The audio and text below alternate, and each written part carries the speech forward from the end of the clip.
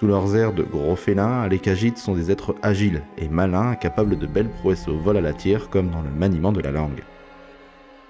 Pourtant, derrière leur fourrure se cache un triste passé et une rancune envers le peuple des Elfes des Bois. Toute une histoire qui poussa ce peuple de nomades à parcourir les terres arides de leur région et y fonder leur légende. Pourtant, peu connaissent réellement les inspirations ayant amené à imaginer ce peuple, jusqu'à aujourd'hui. Bienvenue à vous, c'est Daniel, et explorons dans ce DNA les Khajiits de The Elder Scrolls.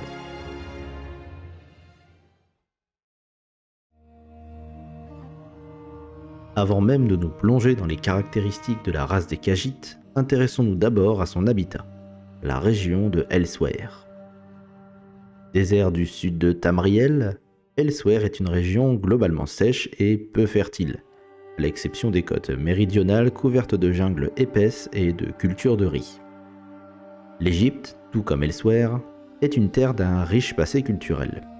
Avec les pyramides, les sphinx ou encore le Nil, l'histoire du peuple égyptien est connue et est encore aujourd'hui mise en avant grâce à des jeux vidéo ou des séries. Et tout comme Elsweyr, c'est aussi en Égypte antique que l'on passe d'une jungle à l'aride désert de sable. Les comparaisons de la région de Elsweyr avec l'Égypte ne s'arrêtent pas à la simple topographie des lieux. Même dans la culture de la race Khajiit, nous retrouvons des brides d'inspiration. Prenez le skouma par exemple, boisson préférée des Khajiits.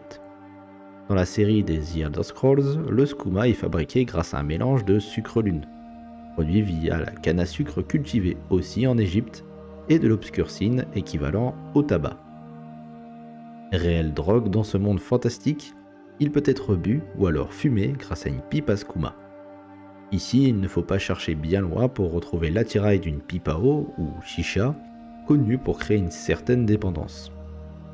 Même si la pipe à eau n'est pas réellement égyptienne, c'est là-bas qu'est réalisé le meilleur produit mixant alors du tabac et de la mélasse de canne à sucre.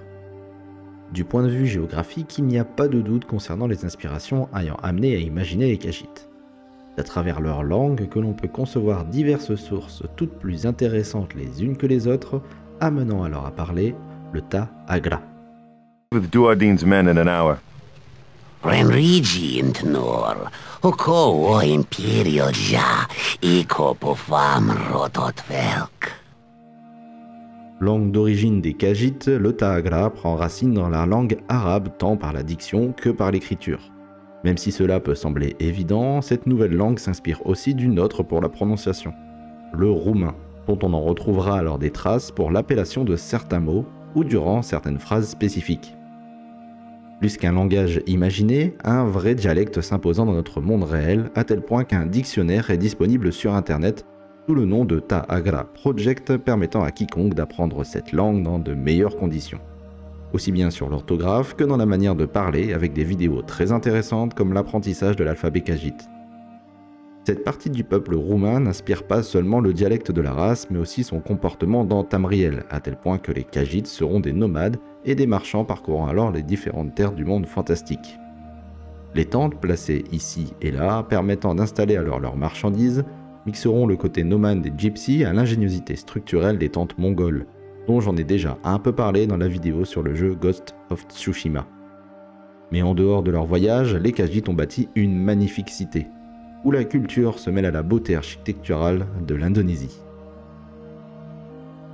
C'est à travers le MMO The Elder Scrolls Online que nous aurons enfin la possibilité de découvrir les magnifiques architectures de la race Khajiit.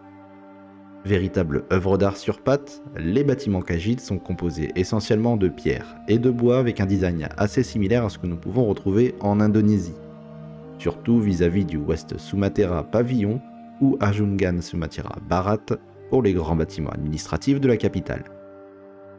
Concernant les habitations plus modestes, les artistes de chez Bethesda s'inspireront plus des Roumains Haddad sur pilotis et plus particulièrement des maisons traditionnelles de l'île de Nia où leur toit arbore une forme particulière.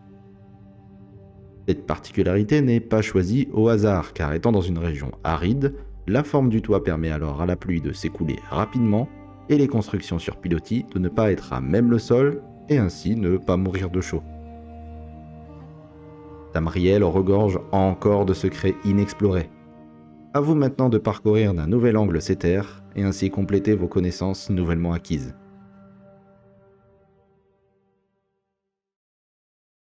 J'espère que ce format plus court vous aura plu, il y a encore tant à faire sur l'univers de The Elder Scrolls. Je pense que ça sera une bonne série, je parle des Khajiit, peut-être plus tard des Bosmer, des Dwemer, etc., etc. Il y a de quoi faire. Dans tous les cas, si cette vidéo vous a plu, n'hésitez pas à partager, mettre un pouce bleu et à vous abonner et à commenter si le cœur vous en dit pour me proposer le prochain jeu à étudier. En attendant, continuez à jouer, car vous pensiez connaître vos jeux préférés, mais ils peuvent encore vous raconter leur histoire. C'était Daniel, à la prochaine.